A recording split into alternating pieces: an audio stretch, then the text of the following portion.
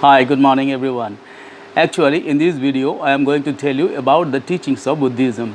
You may ask me, why you are not talking about Christianity? Why you are not talking about Hinduism? Yeah, I respect all the religions, but despite that, I have spoken already in some other videos about all the religions, but here in this video, I am going to tell you about Buddhism. It seems that Buddhism is such a religion that helps people to survive, helps people to realize the truth, that helps people to realize Indian philosophy, Indian spirituality.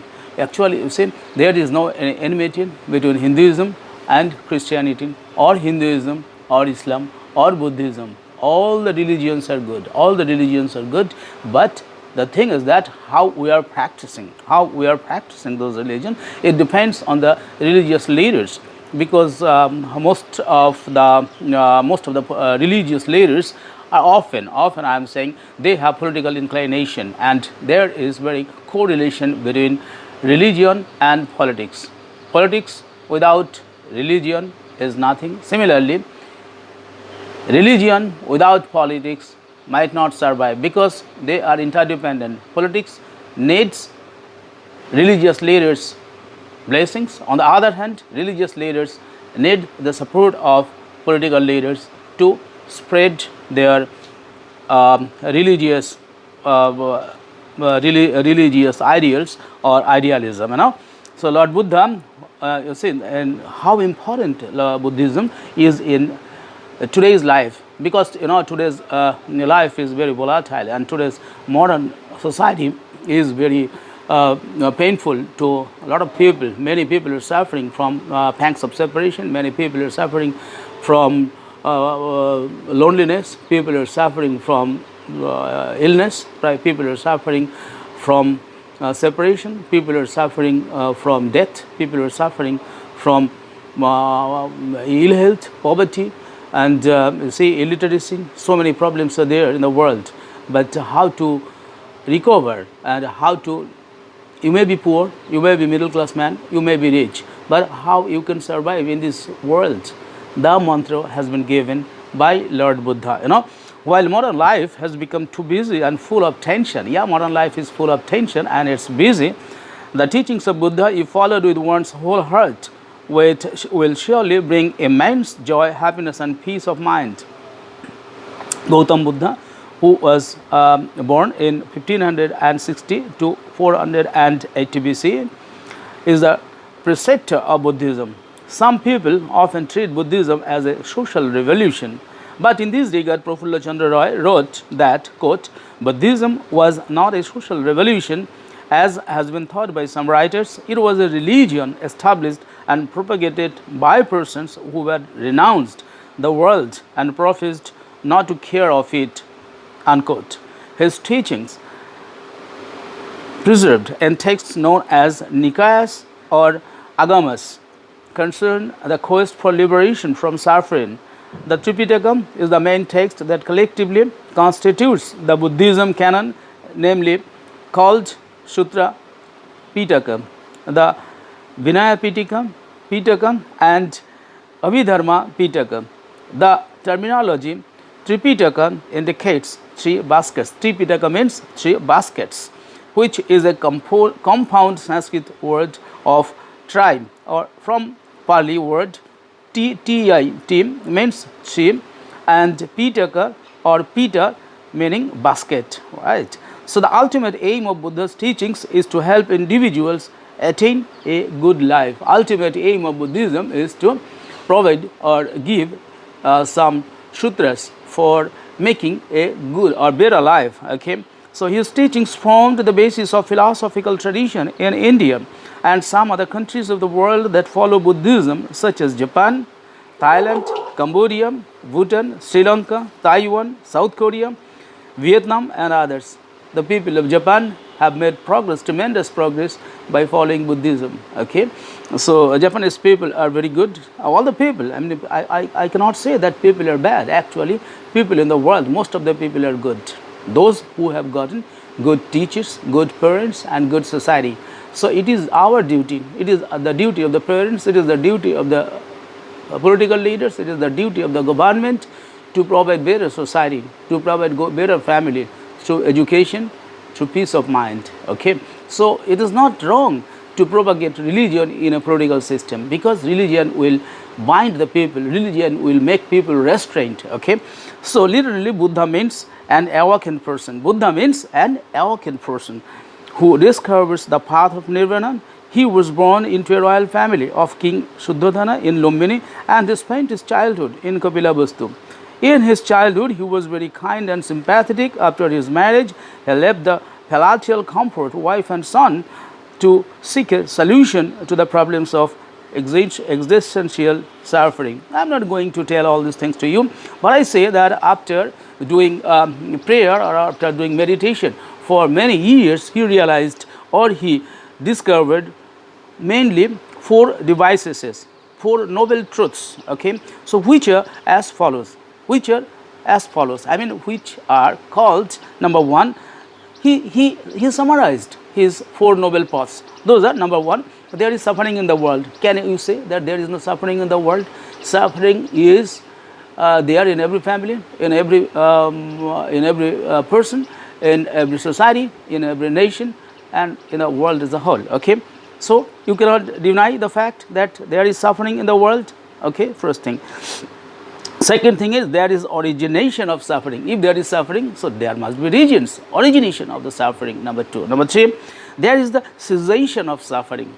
Right. So if the world is suffering, if there is suffering in the world, then there are origination, or there are roots of suffering. And then number 3, his number 3 device, you can say, there is cessation of suffering. I mean, you can stop your suffering.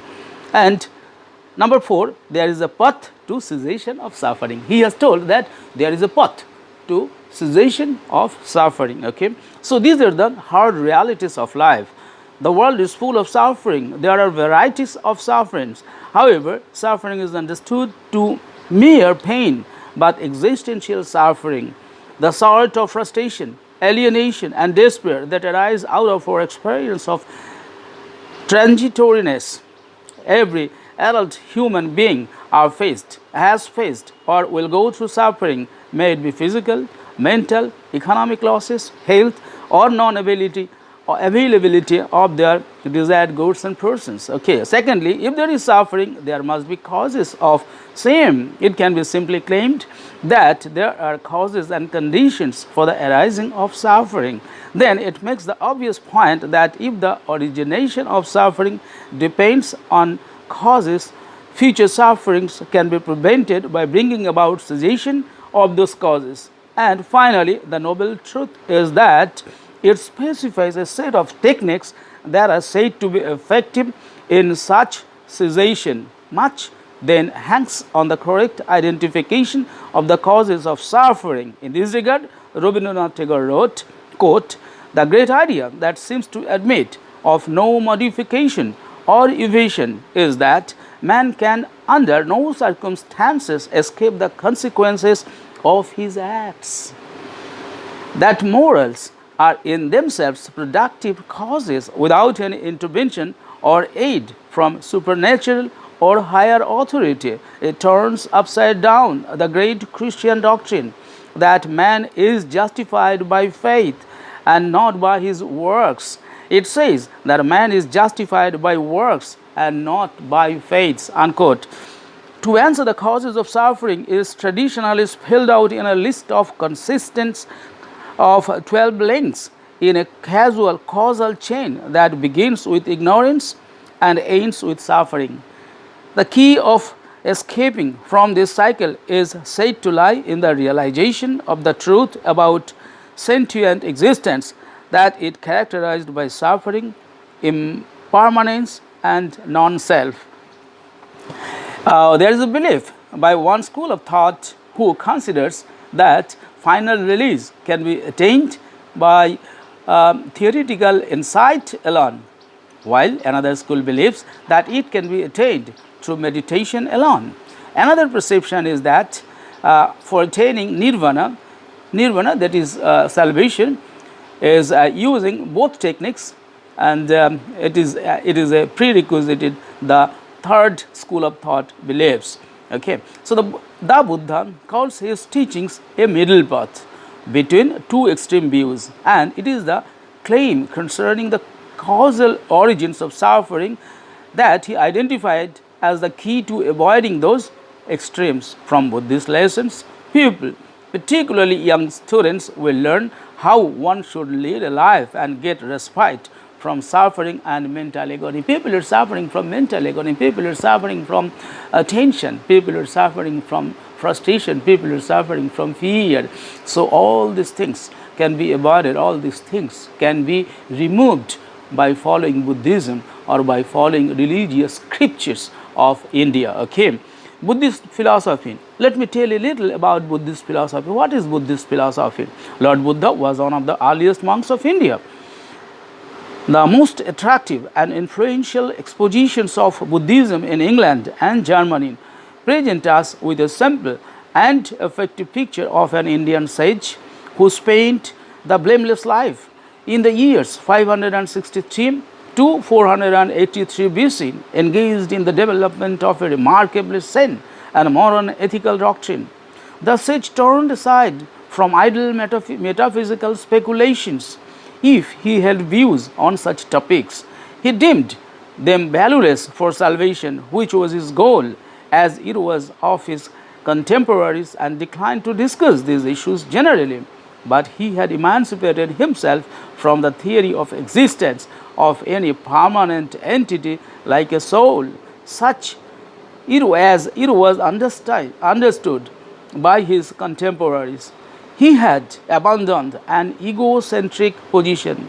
The ego is a problem for many of us, and he abandoned ego. Okay, and he realized and he found that greater truth is the conception of constant change under a law of causality, thereby affecting a Copernican revolution in the tendency of philosophical thought. The realization of the unreality of the self led him to a wise and reasonable ethical system. The end of man, nirvana, consists not in starvation, inevitably painful for the sake of a self which had no real existence, but in the eradication of passion of every kind, which brings man to supreme bliss, attainable and attained only on his earth. A view free from delusion of a life of perpetual happiness after death. So he told about perpetual death, perpetual happiness after death. Okay, so Buddhist philosophy refers to the philosophical investigations and systems of inquiry that developed among various Buddhist schools in India and abroad. The Buddhist path combines both philosophical reasoning and meditation. Okay, the main things are that Lord Buddha told about eightfold path of salvation or eightfold path of happiness. Those are called Astangik Marg. Okay, that is noble eightfold path. What are those? The noble eightfold path is an early summary of the path of Buddhist practices leading to liberation from samsara, that is family, the painful cycle of rebirth in the form of nirvana. In the modern sense, Astangik Marg is the mantra for living peacefully and happily. If the world follows Astangik Marg, if every person follows Astangik Marg, then he will live a peaceful life. Always from the day he will start following these principles, this Astangik Marg or eightfold path, he will start living a happy life, a peaceful life. Okay, so if you want to live a peaceful life, happy life, follow this or listen to this. Okay, so what did he say? He said that that's those what eightfold paths are. Number one, right view. Number one, right view. Let me tell you at first the views or the paths, and then I will tell you describe it a little bit. Number one, right view. Number two, right resolve. Number three, right speech. Number four, right conduct. Number five, right livelihood. Number six, right effort. Number seven, right mindfulness. Number eight, right samadhi, that is concentration. Now let me discuss a little bit about those points or about those marks or those paths. Okay, the first one is right view. What is right view? Lord Buddha taught about the right view or right understanding. That is, he told Samma-ditti, Samma-ditti in his language. Okay, so he asserted that our actions have consequences. The death is not the end. The death is not the end. Remember, so our actions and beliefs have consequences even after death. The right view is basically true knowledge. Right view. What is right view? Right view is basically quote, knowledge concerning the origination of stress, knowledge about the origination of stress, knowledge concerning the cessation of stress, knowledge about the way of practice leading to the cessation of stress, unquote. So, with the following of right view, one can be immortal. Love all, I say, love all, respect all, work hard for yourself, for your family and the nation without harming others' interest. Okay, so treat all with an equal view, help others in their noble actions. This is the right view of life to me. Okay, number 2, right resolve or intention. Right resolve or intention. Okay, so right intention, he said, according to his language, that is Pali language, Samma-sankappa. Okay, so right intention can also be known as right thought. Right thought, okay, right aspiration and right motivation. Right thought, right aspiration and right motivation, right. So, in this factor, the practitioner resolves to leave home, renounce the worldly life and dedicate himself to an ascetic pursuit. If one fails to perform well in his family environment, he must leave home to seek fortune and perform better. But this used to happen earlier. Nowadays, it doesn't happen normally. But people who are engaged in completely religious practices, I mean the sannyasis or the saints, they do so. But do not disconnect family ties. Further, right intention is being resolved can be resolved on renunciation, freedom from ill will and harmlessness. What are the things we have to follow? We have to follow right resolve means resolved renunciation, freedom from ill will and harmlessness. Take a resolve, take a resolution that we will not harm anyone, not our friends, not our family members, not our neighbors, not any people in the world. Okay. So this is called right resolve. The giving up of home and adopting the life of a religious mendicant to follow the path. The concept aims at peaceful renunciation into an environment of non-sensuality, non-ill will and away from cruelty. Okay. Number 3, right speech. Right speech. He told about right speech. Okay, right speech in Pali language it is Samyak-vacha or Samma-vacha. Okay, so that is one of the most important Buddhist principles of teaching. Right speech is presented as 4 absentations. Right speech means 4 absentations. What are those? Those are number 1, abstaining from lying. Many people tell lies, okay, but I said don't tell a lie. Don't tell a lie. If you tell lie, your father will tell lie, your mother will tell lie, your children will tell lie, your friends will tell lie, and your society will tell lie. And do not remember, nobody believes a liar. Okay. Number 2, abstain from divisive speech. Nowadays, many political leaders speak about divisive speech. Some Hindus, some Muslims, some Christians, some others. No, there should not be any division in thought or in speech. Okay. Number 3, abstaining from abusive speech. Many people speak slang languages and they use abusive speech even in public places. That should be abstained according to Buddhism. And number D, abstaining from idle chatter. Abstaining from idle chatter. Don't chit chat idly. Do always or talk on important matters or fruitful issues. Okay. Number 4, right conduct or action. According to Buddhist language, that is Samyak Karmanta, okay, or Samma Kamanta, that is right conduct or action. Understand, right conduct or right action, okay. So it is like right speech expressed as abstention, but in terms of bodily action. In the Pali Canon, the path factor is started as abstaining from killing, abstaining from stealing, abstaining from sexual misconduct. These are three things. If you follow these three things, abstain from killing, abstain from stealing, and abstain from sexual misconduct, okay. So this is called right action. Buddhism prohibits the killing of any living beings and not just human beings.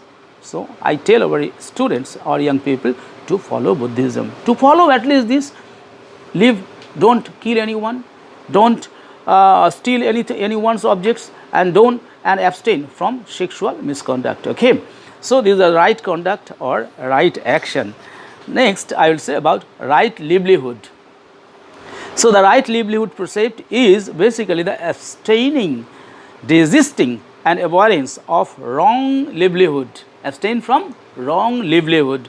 Right livelihood means no trading in weapon, no trading in weapon. But there are some countries who sell their weaponry to the other countries, and they often wish or pray that there might be some war, there might be battle, so that their weapons can be sold.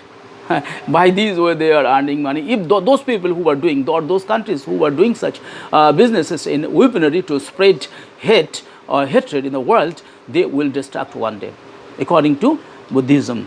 I also believe so.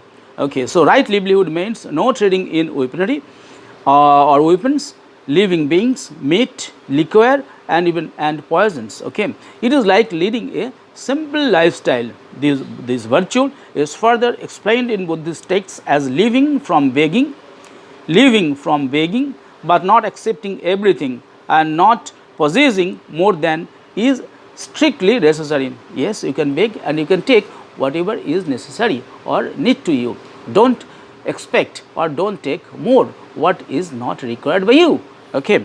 Next, right effort. What is right effort? Success in any field can be attained in two ways, right? The right way and the wrong way.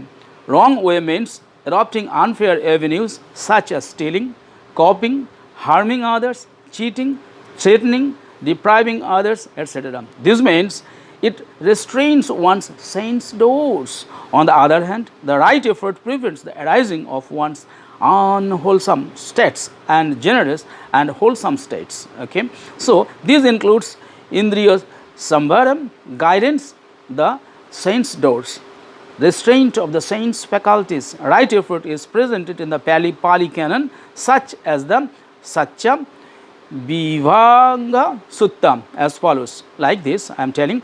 Here, the monk arouses his will, puts forth effort, generates energy, exerts his mind, and strives to prevent the arising of evil and unwholesome mental states that have not yet arisen. So, what a great philosophy that has been prayed or initiated or propagated by Lord Buddha. Number 7, right mindfulness. Number 7, right mindfulness.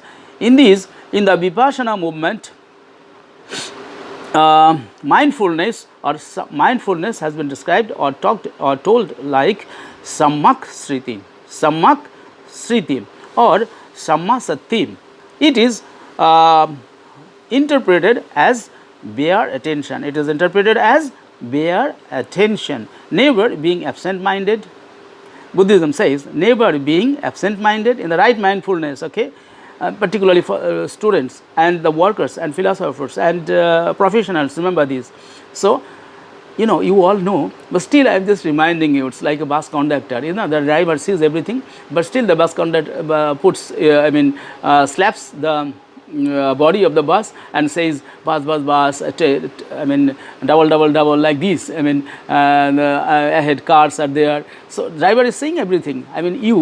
You, the drivers of this universe or of this world or of this country, you know all, but still it is my duty as a teacher to share with you once again, to remind you. Okay, so never being absent-minded, being conscious of what one is doing. Okay, it must be remembered that being absent-minded, no one can achieve perfection in any serious activity, may it be studying for an examination or performing professional duties. While originally in yogic perception or practice, sati, S-A-T-I, sati may be meant to remember the meditation object, okay, to cultivate a deeply absorbed, secluded state of mind. In the old Buddhism, it has meaning the retention, being mindful of the dhammas or teachings that are beneficial to the Buddhist path. Okay, it is estimated that mindfulness is a means to prevent the arising of cravings. We must limit our desires to get eternal mental happiness. Okay, so this is called right mindfulness. And number 8, or the last one, is right samadhi. Right samadhi. Okay, the last one of Buddhist principle of Astangik Marg is right samadhi. Right samadhi means in Pali language Samyak-samadhi or Samma-samadhi. It is a common practice in Indian religion.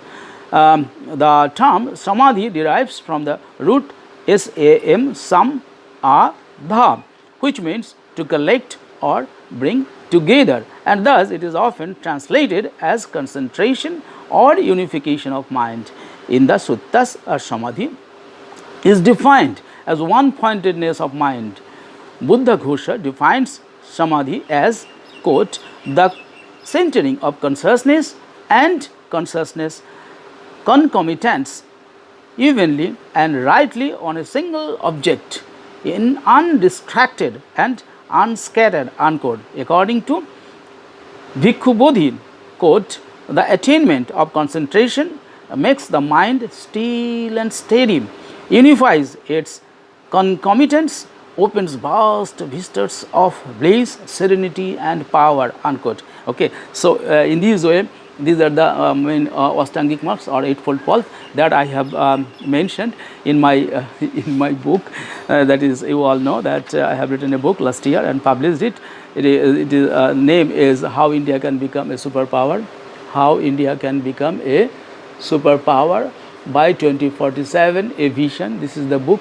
It has been published by Yuki Auto Publishing, and this is a very nice book. It has 869 pages, and really it is a fantastic one, and it's a fat book really. It's for this book consists of 14 chapters, and I have written one chapter, Indian philosophers. Okay, so Indian philosopher, how strong is Indian philosophy, how strong is Indian spirituality, why the people in the world will respect India, how India is going to be a Vishwaguru and or a world's spiritual leader. That has been mentioned in one of the chapters of this book. This is this is a complete book. You can say this is a complete book on India. India's past, India's present and India's future has been described here. How India can become a superpower. The government of India is visualizing, particularly our Honorable Prime Minister has seen a dream, and he has visualized that India will have to become a superpower by 2047 when it will celebrate its 100th year of independence. Okay, but by getting inspired by his words and by his vision, I have written this book, and I am very much a fan of our Honorable Prime Minister, and I think that India needs to be a superpower so that India can talk with the superpowers, I mean the most powerful countries in the world now. Mainly two countries, I will say. United States of America, which is having already $29 trillion economy, and second largest economy is China, which is having almost $19 trillion economy, but India is having a much lower size of economy in comparison to our counterparts in USA and China. So our economy is almost $4 trillion, but our third and fourth largest economies are Germany and Japan. They are having a little bit ahead of us. Their economy, the size of their economy is little bit more than us, but we could overcome them. But it is very difficult for us to overcome those two countries, particularly two largest economies, the United States of America and China, to how India can overcome, how India can become a superpower. The mantras have been given in this book. How a fat book this is. It's a very nice book. It's really a very fantastic book. Okay, so if you see this, you can read, okay, about me and about the book. you can find, if you see this book, you can easily get how can India become a superpower by 2047. Search it in Google, search it in search in anywhere. You can Flipkart, and from anywhere in the world the book is available. Almost 30 countries now, so you can collect a copy. I will tell the leaders in the world, I can say the libraries, and I can suggest it for all the leaders and all the brokers and all the students. But my purpose of writing this book was to encourage or inspire the students so that they can know this. If they know, then definitely they will be inspired to work harder, and with work, there is no alternative to hard working. If they work hard, if they work sincerely, if they work honestly, if they work diligently, then definitely India will be able to achieve its vision of being a superpower by 2047. With this, I would like to conclude here. Thank you very much for lending your ears for such a long time. Thank you very much. Okay, bye. Tata, see you in the next video. Okay.